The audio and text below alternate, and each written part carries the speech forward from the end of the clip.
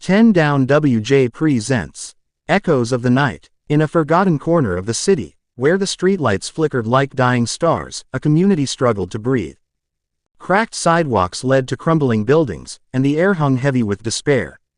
Children played in the streets, their laughter mingling with the sirens of the night, unaware of the darkness that loomed over them.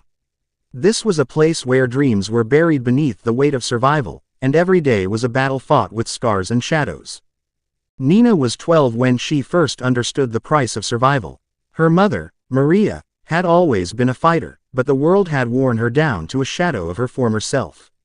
With each passing day, the burden of raising 2 children without a steady income became unbearable. The rent was due, and the fridge sat empty, a grim reminder of their reality. Maria's eyes, once bright with hope, had dulled to a lifeless gray. "Mom, can we get some food?" Nina asked one evening, her stomach growling like a wild animal. She watched her mother's face harden, the struggle of choice evident in her furrowed brow. "I'll find something, baby," Maria replied, her voice a fragile whisper. But Nina knew better. The desperation was palpable, and the streets had a way of swallowing hope whole. As the sun dipped below the horizon, casting long shadows over the alleyways, Maria made her way into the night. Nina sat on the steps, clutching her younger brother, Luis, close. They watched as their mother disappeared into the darkness, knowing she would return with money, but at what cost? In the heart of the community, a different kind of transaction took place.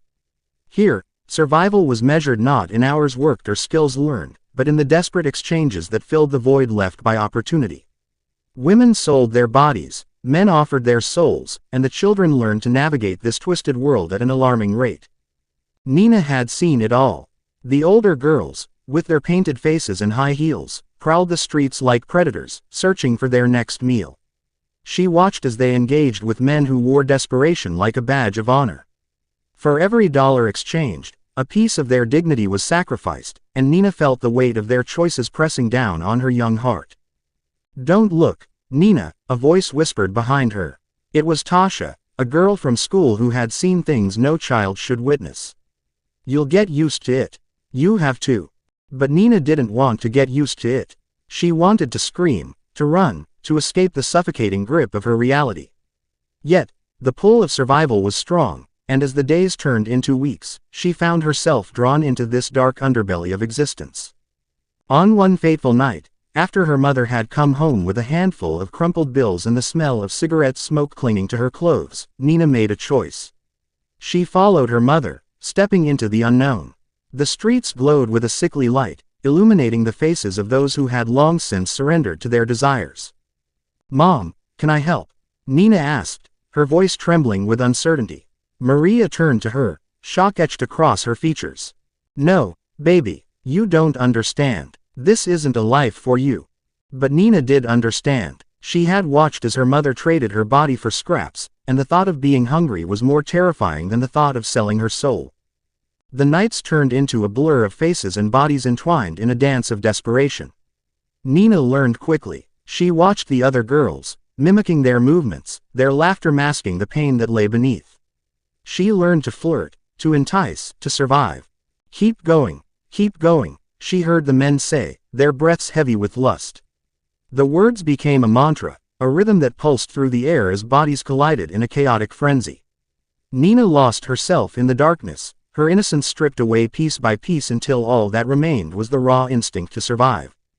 Yet, amidst the chaos, there were moments of clarity. Nina would often find herself sitting on the steps of her home, staring into the distance, searching for a glimmer of hope.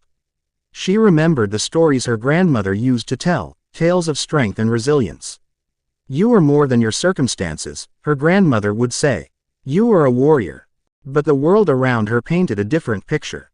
Mothers like Maria sold their daughters for a hit of crack, trading futures for fleeting moments of pleasure. Families became tangled in a web of addiction and despair, where love was eclipsed by the shadows of the night. As the years passed, Nina became a fixture in the community. She was no longer a child but a young woman hardened by the streets. She had learned the art of survival, but at what cost? Her heart felt heavy with the weight of her choices, and the echoes of the night haunted her dreams. One evening, as she walked the familiar streets, she encountered a young girl, no older than 8, standing alone. The girl's eyes were wide with fear, and her clothes hung loosely on her thin frame. Nina's heart ached at the sight, a reminder of her own innocence lost. "What's your name?" Nina asked, kneeling to meet the girl's gaze. "Lila," the girl whispered, her voice barely audible above the noise of the night. "Are you alone?" Nina inquired, her protective instincts kicking in. Lila nodded, her eyes filling with tears. "Mommy said she'd be back, but it's been a long time." Nina felt a surge of anger. This was the cycle repeating itself, and she refused to let it claim another innocent life. "Come with me," she said, taking Lila's hand. Together, they walked through the shadows, seeking refuge from the darkness that threatened to consume them. In the following days, Nina became Lila's protector. She taught her how to navigate the streets, how to avoid the dangers lurking around every corner. They formed a bond, a sisterhood forged in the fires of survival. But even as Nina shielded Lila from the horrors of their world, she couldn't escape the grip of temptation that clung to her. One night, as she stood on the corner, a familiar face approached, a man with a smile that promised escape. "You could have it all, you know," he said, his voice smooth like silk. Nina hesitated, torn between the life she had known and the hope she held for Lila. "I'm done with this," she declared, her voice trembling with determination. The man laughed, a dark sound that echoed in the night. "You think you can just walk away? This is your life now." But Nina refused to believe it. She had seen the depths of despair, and she was determined to break the cycle. With Lila by her side, she sought out resources, finding support groups and shelters that offered a glimmer of hope.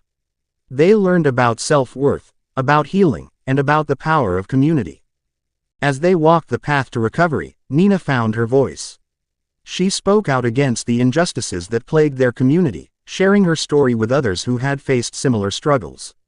Her words resonated, igniting a fire within those who had long since lost hope. Together, they formed a coalition, a group of warriors fighting against the darkness that threatened to consume them. They rallied for change, demanding resources for food and shelter, for education and opportunity. They became a beacon of hope in a world that had long since forgotten them. Through the trials and tribulations, Nina found strength in her sisterhood with Lila and the other women who had walked the same path. They lifted each other up, reminding one another that they were more than their circumstances. They were survivors, warriors ready to reclaim their lives. As the years passed, Nina's journey transformed her. She became a mentor, a guiding light for those who still wandered in the shadows. She shared her story, not as a tale of despair, but as a testament to resilience and hope.